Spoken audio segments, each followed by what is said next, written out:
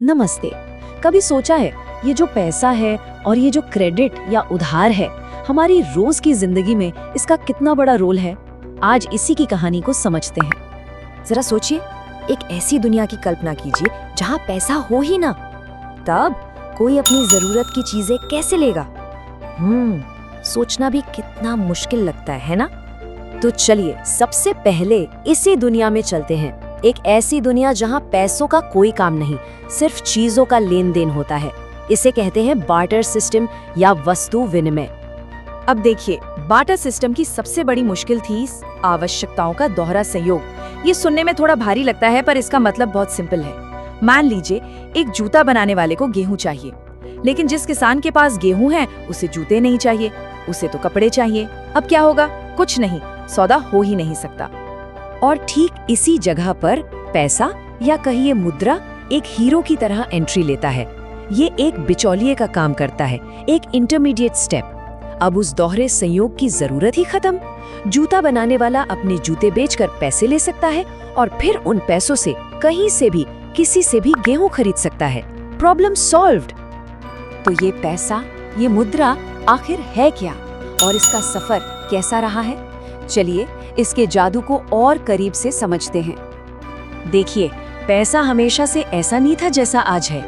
बहुत पहले शुरुआती दिनों में लोग अनाज और मवेशियों को ही पैसे की तरह इस्तेमाल करते थे। फिर करीब 2500 साल पहले मेटल के सिक्के आए, सोने, चांदी, तांबे के सिक्के। और आज हम मॉडर्न जमाने में हैं, जहां कागज के नोट और सिक्के चलते हैं। तो अगर इसे सिंपल भाषा में समझे तो मुद्रा क्या है? मुद्रा मतलब कोई भी ऐसी चीज जिसे लेन देन के लिए एक मीडियम ऑफ एक्सचेंज के तौर पर ज्यादातर लोग एक्सेप्ट कर लें। लेकिन यहाँ एक बड़ा सवाल उठता है। कागज का एक नोट, आखिर इसकी इतनी वैल्यू क्यों है?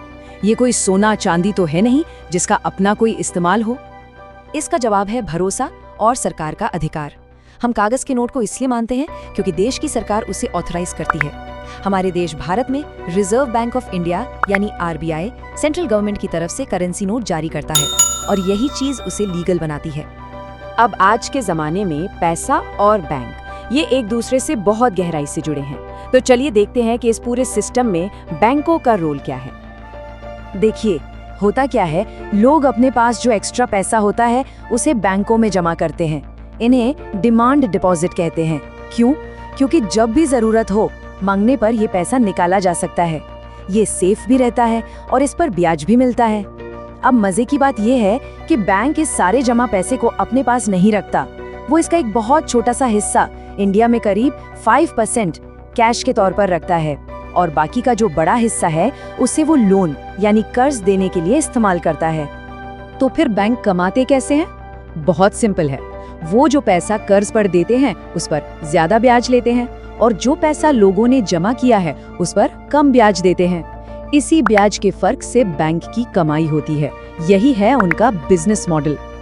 चलिए अब बात करते हैं क्रेडिट की, यानी उधार या साख की। ये एक ऐसी चीज है जो किसी की जिंदगी बना भी सकती है और बिगाड़ भी सकती है। इसे समझने के लिए दो अलग अलग कहानियां देखते हैं। ये है सलीम, जो जूते बनाते हैं। उन्हें अचानक 3000 जोड़ी जूतों का एक बहुत बड़ा ऑर्डर मिल जाता है।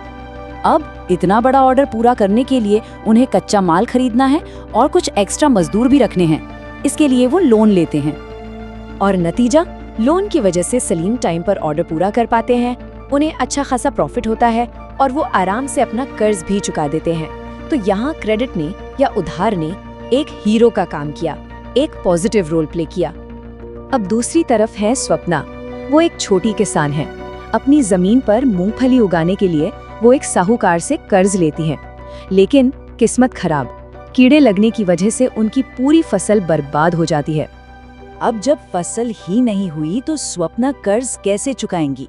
वो कर्ज नहीं चुका पाती और एक कर्ज के जाल में फंस जाती हैं। मदद मिलने के बजाय उस कर्ज ने उनकी हालत और बिगाड़ दी। नतीजा ये हुआ कि उन्हें अपनी जमीन का एक हिस्सा तक बेचना पड़ गया। तो इन दोनों कहानियों से एक बात तो साफ है कि क्रेडिट कहाँ से लिया जा रहा है, ये बहुत ज्यादा मायने रखता है। तो चलिए एक नजर डालते हैं कि भारत में लोग क्रेडिट लेते कहाँ से हैं। ये जो आंकड़े हैं ये ग्रामीण भारत की तस्वीर दिखाते हैं। हाँ, कमर्शियल बैंक्स सबसे बड़े सोर्स हैं, करीब 51%। लेकिन यहाँ गौर करने वाली बात यह है कि साहूकार जैसे इनफॉर्मल सोर्स वो भी करीब 23%, यानी 1/4 कर्ज दे रहे हैं। और ये चार्ट तो एक और भी गहरी कहानी बताता है।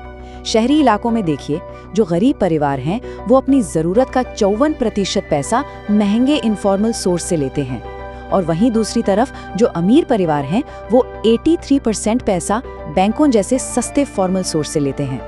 कितना बड़ा फर्क है।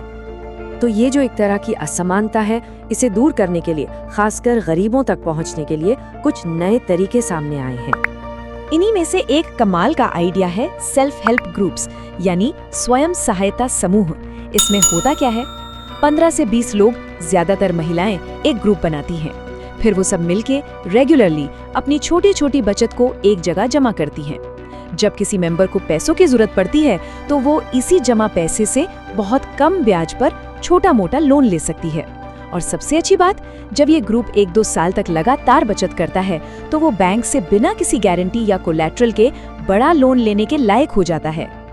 ग्रामीण बैंक के फाउंडर और नोबेल पुरस्कार विजेता प्रोफेसर मोहम्मद यूनुस की ये बात इस पूरी सोच को बहुत खूबसूरती से सामने रखती है।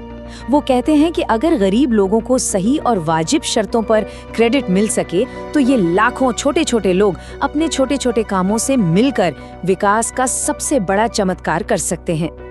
और ये बात हमें एक बहुत ज़रूरी सवाल पर लाकर छोड़ती है, वो कौन से नए आइडियाज़ हो सकते हैं, वो कौन से नए तरीके हो सकते हैं जिनसे हम ये पक्का कर सकें कि हर किसी को, चाहे वो अमीर हो या गरीब, सही और किफ़ायती क्रेडिट मिल पाए।